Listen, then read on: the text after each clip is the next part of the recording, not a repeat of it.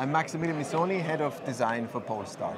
Yes, and we met here 1 year before on the same place, and we looked at the blue car. Right. O2, our now going to be Polestar 6. Yes. So yeah, that was an exciting I moment. almost ordered one, but 2 million crowns is a little bit much, I think, for me. I'll try to convince you. Yeah.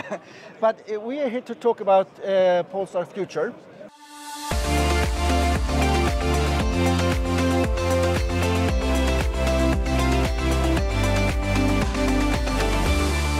This is sort of the car that brought you away from the Volvo cars, if I would say.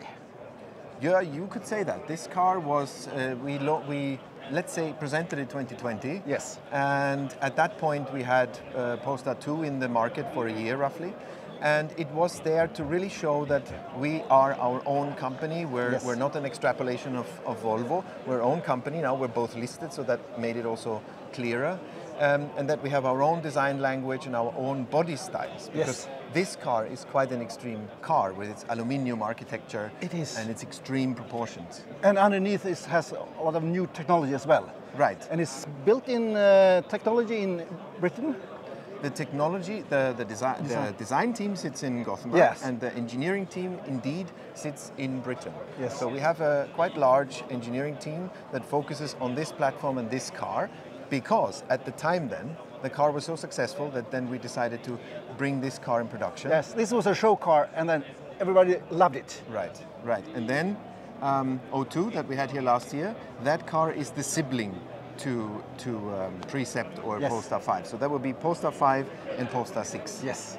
So can you talk us through the design? What makes this different from the Volvo design, thinking, language? What is the Polestar core? First, I would say what both have in common is somewhat a Scandinavian DNA. Yep. And for me, coming from the outside, it's very clear. Sometimes I realize that Scandinavians themselves don't feel so much what Scandinavian really means, because they are Scandinavian. But for us, it's kind of the minimalism, it's the purity. Yeah. That's kind of what both brands have in common. Polestar is positioned in a more sporty segment, I would say. So there is in terms of segments a certain interlock, but Polestar takes off where Volvo ends, so to speak. So this car, for example, in terms of price positioning and also the technology, I mean the aluminium architecture, the powertrains, the horsepower, I mean that is all an extreme level. And Polestar 3 also starts going into that direction. So what is the definition of the Polestar design language then? Yeah. So if we look at it, we work a lot with purity in the design language. You see that one strong symbol of that is the tone-in-tone logo. That's just it's just a symbol for that. It's just a sign for that. But we work also a lot with contrast. So we like to use strong graphical contrasts, black and white and different materials that really break up the vehicle in volumes and even improve the proportion perception.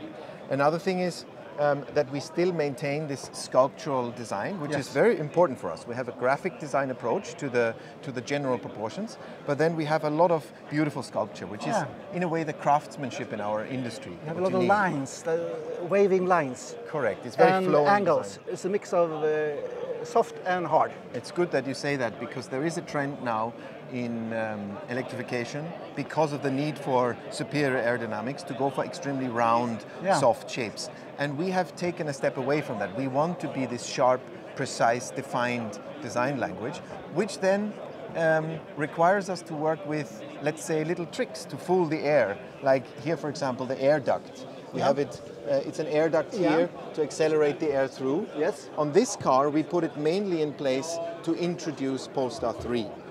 Because Polestar 3 is such a tall SUV that it needs this kind of feature to improve the flow. So you compare yourself to Porsche some. You have Porsche as the main competitor, what I heard. And so what will this car do that the Porsche will not do? A GT car.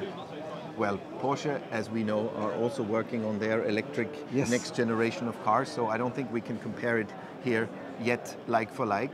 But I think with the attitude that we have with the engineering of this car and also with other cars in our lineup, it's very similar to what Porsche is doing with performance, focus on performance and design. I think these are very strong pillars.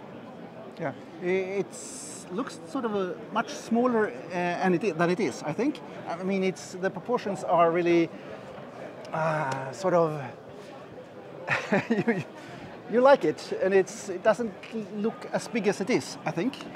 It's actually quite long. Yes, it's, it is. 5 meters. Over 5 meters, yeah. Slightly over 5 meters. So it's quite a long vehicle, but then because of the architecture, because of the aluminium architecture with the floor and the foot garage that we have, yes. we really managed to drop the car down to just over 1.4 meters. So it's really a great proportion. So you have the same foot garage as the Taycan has? Yeah, you could say it's the similar principle, yes. Yeah. And no rear window? Would that come to the production car as well? I would say so, yes. Yeah, because I like it. We're working on that, and we think, utilizing technology to improve things. Because here, you know how it is. Coupés, you sit in a coupé, you look rearwards, then you have the headrests and the tiny windows, and then you have your friends in the back and their heads, and then you see nothing. But in this case, we have a camera with a widescreen, high definition, and you can utilize the full surface of the mirror. Yeah. Becoming a digital mirror screen, and that's just amazing. And it allows us to drop the header of the car and push all the structure further rearwards. Yes. So you have a massive glass roof. Yes, and so you have a better drag as well. Yes, it also lowers that point. It's a small improvement in that case because the rear header doesn't have such a big impact as the front header, but nonetheless, it's an improvement as well. So for the interior design, what would you say there? What's the main thing? Of course, Scandinavian, minimalistic and so on, but what can you say more about the interior?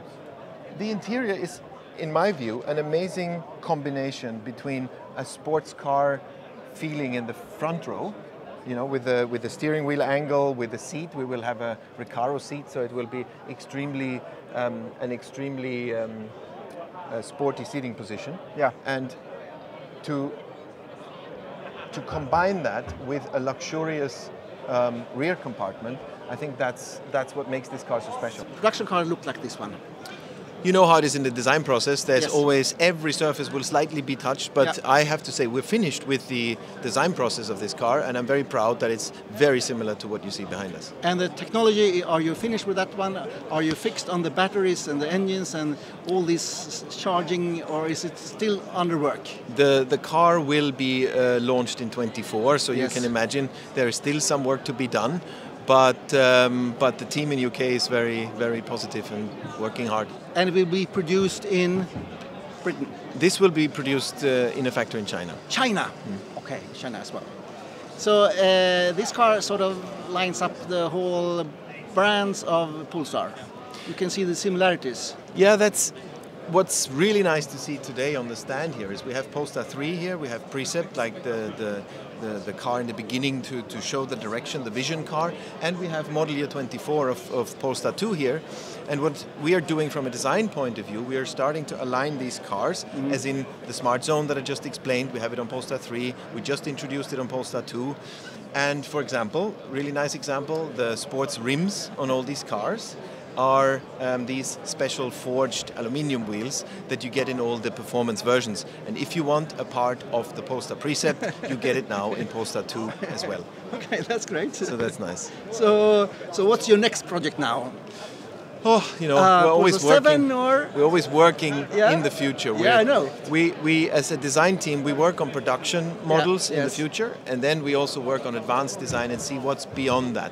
So this is how we split our time. Yeah, but you are on the 7 now. We are definitely working on 7 and 9. Or how long further are you? No, we it's easy in our case, Yeah, I know.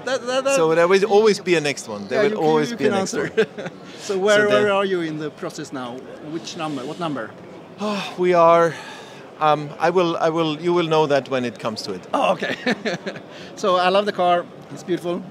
Yep. Thank you very much. Thanks a lot. Thanks for the talk.